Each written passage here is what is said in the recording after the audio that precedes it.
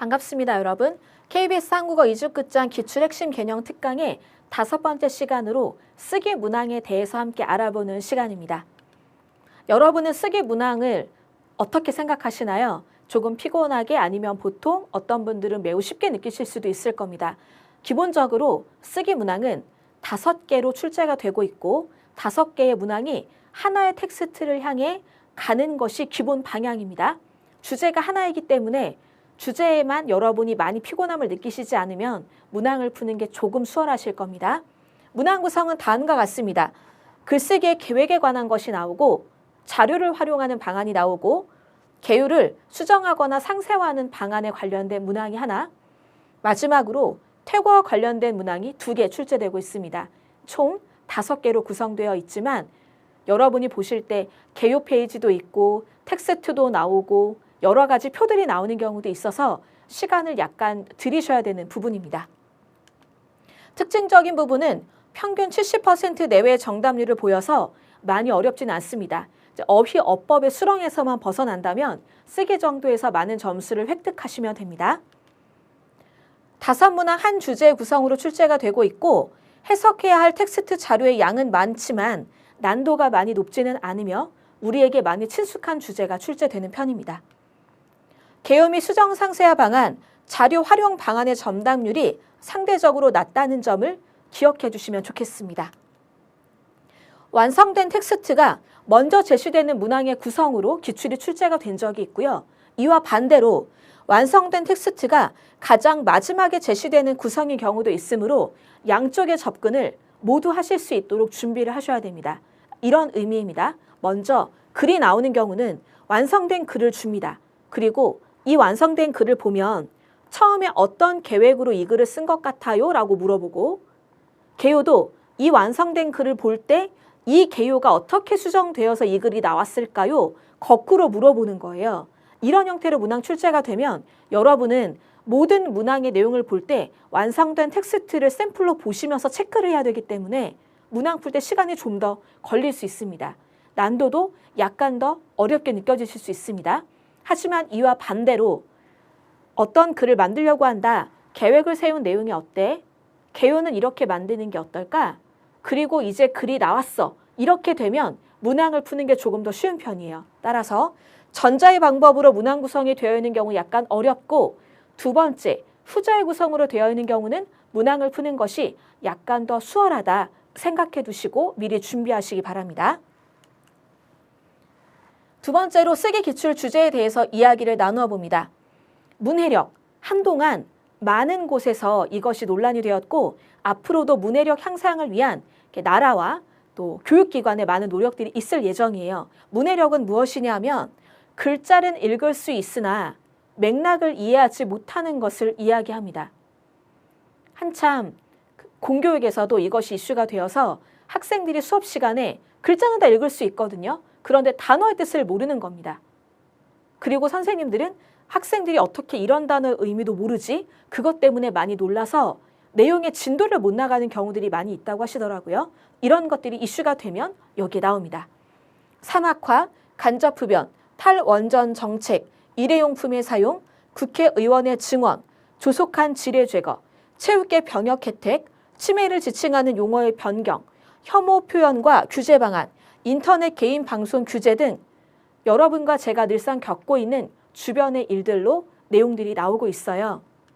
이런 것을 보면 시의성을 많이 중요하게 생각하는 편이 있는데요. 기존의 주제를 확장해서 이런 주제가 나왔어? 그럼 다음에 내가 시험 볼 때는 이런 주제도 나올 수 있겠는데 예상해 볼 수 있을 것 같아요. 다음과 같이요. 왼쪽에 있는 내용을 갖고 오른쪽의 내용들을 제가 조금 확장시켜 봤습니다. 예를 들면 숲 조성에 대한 것, 흡연 정책에 대한 것, 간접 흡연에 대한 내용 나왔으니까 얼마든지 생각할 수 있을 거예요. 요즘 많이 논란되는 것이 또 흡연으로 인한 갈등이죠. 나는 내가 아파도 돼. 담배 내가 핀다는데 왜 뭐라고 하는 거야? 저희 아버지도 그분 중에 한 분이신데요. 그런데 이분들이 나는 돈을 내고 내가 담배를 피울 권리를 달라. 다른 사람들은 담배를 피할 권리를 달라. 첨예하게 대립을 하는 경우들이 있어요. 정책 나올 수 있고 대학의 통폐합, 교육과 관련한 내용들도 이슈가 많이 될 수 있죠. 일회용품이 나왔으니까 제가 이것도 생각해 봤습니다. 다회용품 사용. 대개 텀블러, 에코백 있으세요?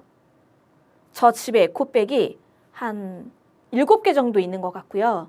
텀블러는 하나만 있어요. 나머지는 제가 다 정리를 했어요. 얼마 전에.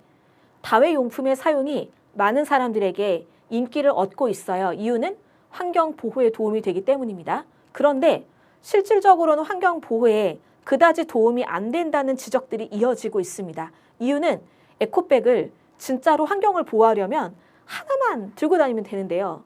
에코백이 보통 사람들이 10개, 20개 있어요. 요즘 어디 행사를 가면 대학교에서 행사를 해도 어디 박람회 같은 데를 가도 기념품으로 에코백을 많이 줍니다. 그런데 에코백을 만드는 건 재료가 안 들어갈까요? 들어가요. 인쇄하는 데에도 많은 재료들이 들어가죠. 에코백의 재료인 면도 소모가 돼요. 이런 이유 때문에 다회용품을 무조건 사용하는 게 좋은 게 아니라 다회용품도 정말 일회용품에 대변하는 역할을 할 수 있게 개수를 적게 많이 활용해야 그만큼의 값어치를 한다고 지적이 되고 있어요. 이런 내용도 시험에 나올 법하죠. 문화예술계 병역 혜택, 체육계 나왔으면 이쪽 얘기 나올 법하잖아요. 국외를 선양한 연예인들 병역 혜택 주는 게 맞냐 아니냐 이야기 많이 되고 있죠. 공동체 소통 방식 관련된 것, 치매와 관련된 것이 나왔으므로 질병 용어 관련 내용도 나올 수 있겠고요. 인터넷 개인 방송 관련해서 다양한 이슈들이 나올 수 있을 것 같습니다. 이런 주제들을 여러분께서 확장하여 마음의 상상의 나래를 펼쳐보신 다음 문항의 유형별로 하나씩 들어가 볼게요. 첫 번째는 글쓰기 계획과 관련된 것입니다.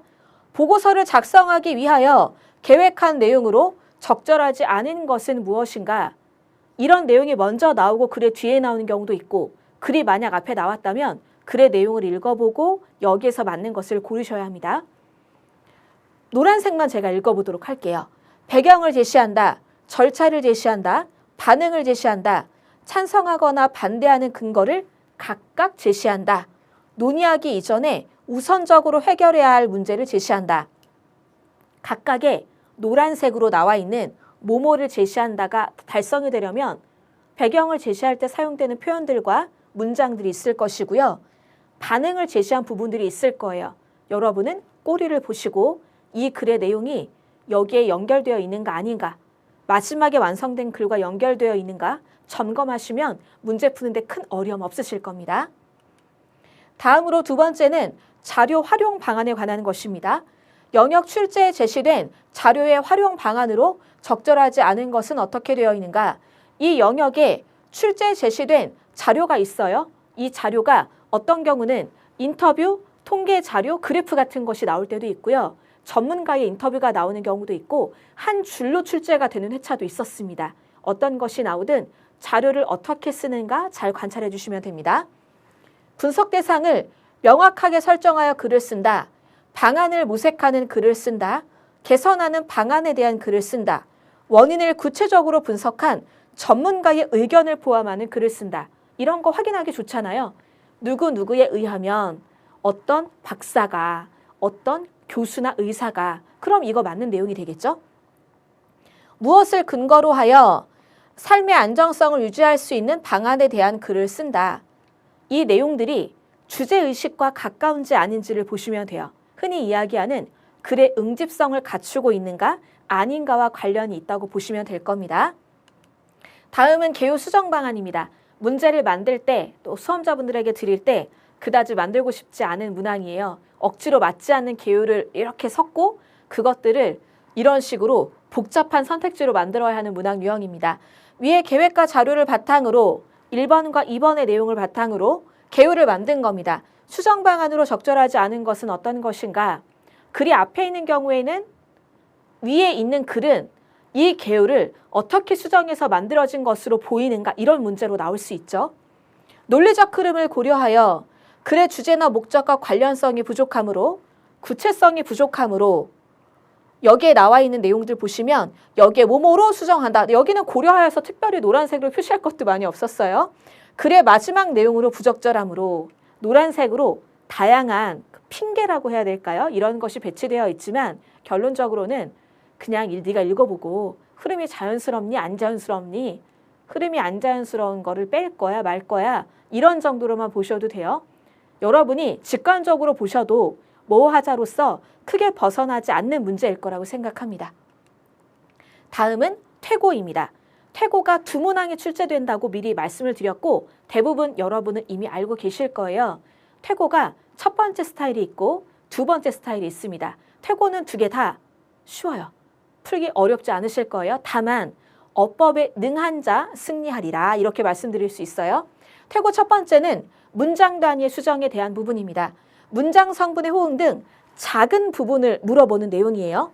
왜 작다고 얘기하는지 다음 페이지의 퇴고 2를 보시면 금방 이해가 되실 겁니다.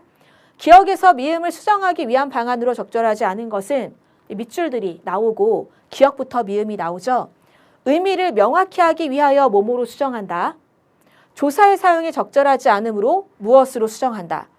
주어가 무엇이니까 능동형으로 잘 호응이 될 수 있도록 바꾼다. 이때는 주어 뒤에 붙어있는 조사들도 잘 보셔야 돼요. 주어인지 목적어인지에 따라 우리는 뒤에 있는 표현들이 많이 달라지니까요. 밥을 먹다와 밥이 먹히다. 세트가 달라지기 때문이에요. 통일성을 해치는 내용을 삭제한다. 문맥상의 흐름을 고려한다. 근데 여기 설명을 여러분이 굳이 다 읽지 않아도 되고 밑줄 친 거 보고 이걸로 바꾸는 게 빈칸에 들어가면 맞을까 안 맞을까 빠르게 하나씩 넣어보시고 해결하시는 게 더 문제 푸실 때 도움이 되실 겁니다. 문장 성분의 호응, 특별히 집중해서 보시면 좋을 것 같고 그 내용도 교재에 나와 있는 설명, 부록의 내용 참고하시면 대비가 가능하실 겁니다. 마지막으로 볼 부분이 퇴고 두 번째 내용입니다. 이 경우에는 더 큰 거예요. 텍스트 단위의 수정, 글의 완성도를 보완하는 것 등을 물어보는 내용입니다. 글의 타당성을 높이기 위해 국내와 외국의 입영 연기 가능 연령을 비교한다. 그럼 아마도 이 글에는 입영 연기에 대해서 무엇이 맞다 틀리다가 나와 있는데 타당하게 하기 위하여 주장을 강화하기 위하여 무언가가 필요하다고 얘기할 겁니다. 글의 논리성을 강화하기 위해 신생아 수가 감소하는 요인들을 정리한 자료를 추가한다. 논리적이라는 건 내가 말하는 내용이 상대방에게 근거가 또 그거로 인한 주장이 이해가 되어야 하거든요. 그때 많이 쓰는 것이 자료죠. 체계적인 내용 전개를 위해 모든 조항을 순차적으로 제시한다. 보기만 해도 피곤한 선택지 내용이죠. 글의 완결성을 높이기 위해, 글의 신뢰성을 높이기 위해 각각의 특징들이 나열되어 있지만 여러분께서는 그냥 이런 내용이 들어가면 글의 주제가 잘 연결될까? 안 될까? 이 글의 주장이 찬성하는 쪽으로 계속 흘러가는데 이 내용이 들어가면 이 찬성을 더욱더 강화시켜 줄 수 있을까? 혹은 무너뜨리는 걸까? 이 부분으로 보시면 돼요. 따라서 퇴고 1번과 2번 모두 너무 크게 부담은 가지시지 말고 여러분께서 읽어보시고 직관으로 푸시면 됩니다. 만약 이것과 관련된 문항들이 간혹 어려워지는 경우는 1번과 2번, 3번 쪽이 더 많이 있고요. 4번과 5번은 기존에도 그렇고 앞으로도 큰 변화는 없을 거라고 예상이 돼요. 따라서 여러분께서는 특별히 개요의 수정과 상세한 방안에 대해 집중해 주시는 게 가장 좋을 것 같고요. 계획을 세우는 내용을 볼 때 계획을 보고 완성된 글을 볼지 완성된 글을 읽으면서 이것은 어떤 계획을 근거로 해서 나온 것일지 그것에 집중하시면 됩니다. 특별히 두 번째에 나오는 자료 활용 방안은 여러분께서 평소에 글쓰기 연습을 많이 하시고 글감을 다뤄보시는 경우라면 답을 고르기가 더 쉽지 않을까 생각해 봅니다. 그럼 여러분과 여기까지 관련된 내용들을 한번 보도록 하겠고요. 여러분께서는 기출에 나와 있는 주제는 잊으셔도 돼요. 문항의 유형과 발문과 선지의 선택지 구성만 참고하시는 게 수험 대비에 더 적합합니다. 이 말씀을 드리므로 이번 강을 마쳐보도록 하겠습니다. 다음 강에서 또 다른 영역으로 여러분과 공부를 이어가 보도록 할게요. 수고 많으셨습니다.